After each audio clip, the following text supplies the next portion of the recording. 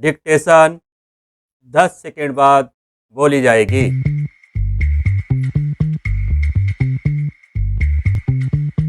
5 second. Ready, start.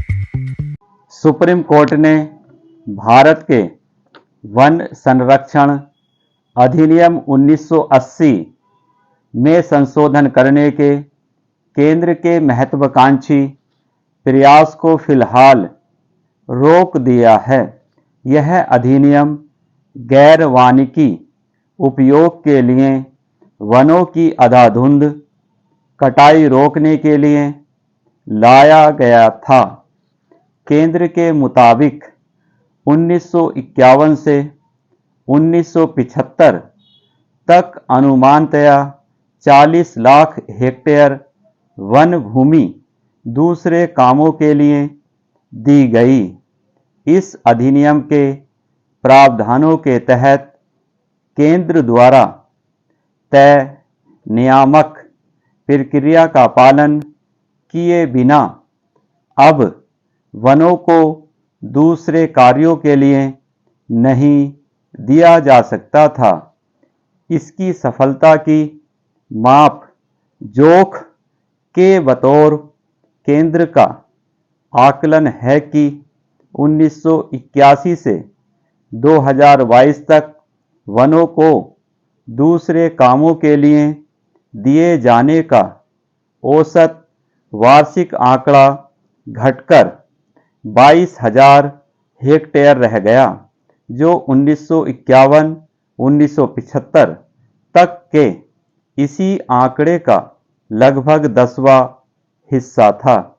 हालांकि इस कानून के प्रावधान अधिकांशतः उन वन क्षेत्रों के लिए लागू होते थे जिन्हें भारतीय वन अधिनियम या कोई अन्य राज्य कानून वन क्षेत्र की मान्यता देता था। तमिलनाडु के गुडालूर में इमारती लकड़ी की अवैध कटाई के चलते ऐतिहासिक टी.एन. गोदावरमन तिरुमुलपाद फैसला आया, जिसमें शीर्ष अदालत को संरक्षण योग्य वन क्षेत्रों के बारे में एक व्यापक नजरिया अपनाते देखा गया। उसने यह भी कहा कि वनों को बचाना होगा, चाहे उनका वर्गीकरण किसी भी रूप में हो या उनका स्वामित्व किसी के भी पास हो, जो सरकारी या राजस्व अभिलेखों में आधिकारिक रूप से वनों के रूप में वर्गीकृत नहीं थे। उनके लिए वह मानित वनों या क्षेत्रों का सिद्धांत लेकर आया।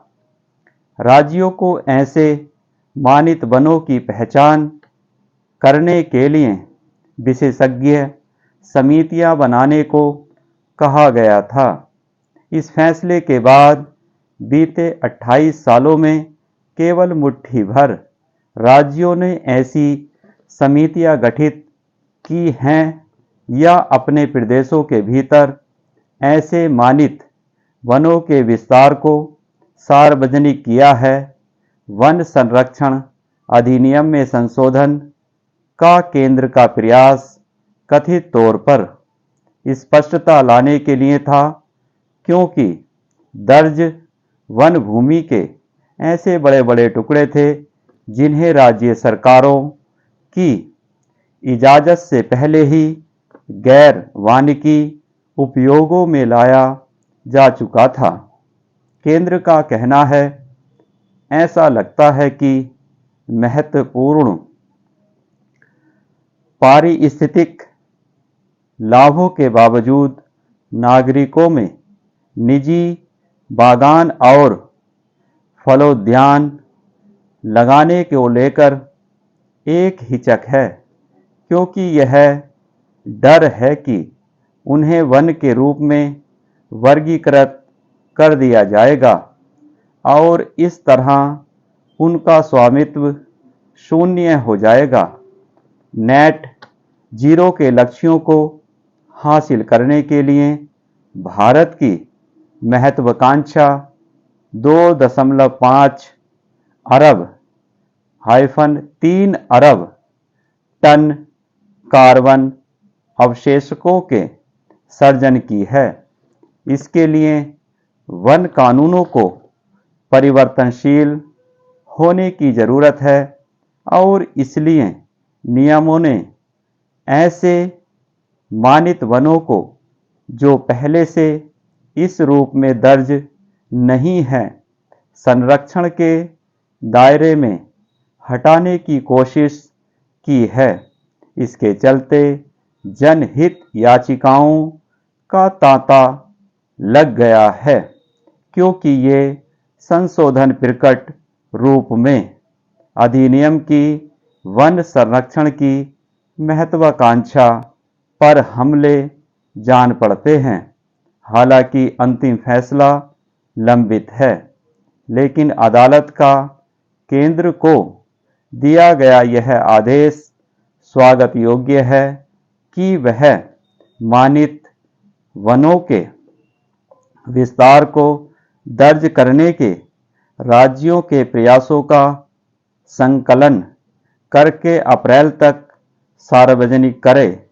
इस बिंदु पर यह केंद्र की ओर से महज एक अटकल है कि भारत का कार्बन सिंक अपर्याप्त निजी पहलकदमियों के चलते बाधित हो रहा है। जमीनी सच्चाइयों का तटस्थ आकलन ही इस बेहद अहम बहस को आगे बढ़ा सकता है। स्टॉप।